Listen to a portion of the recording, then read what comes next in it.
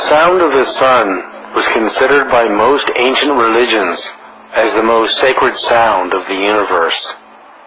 It is a sound that cannot be heard by the human ear, because the human ear only hears between 20 and 20,000 hertz.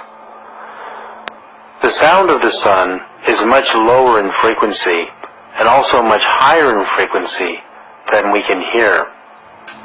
Could the sound of the sun be part of the universal language system?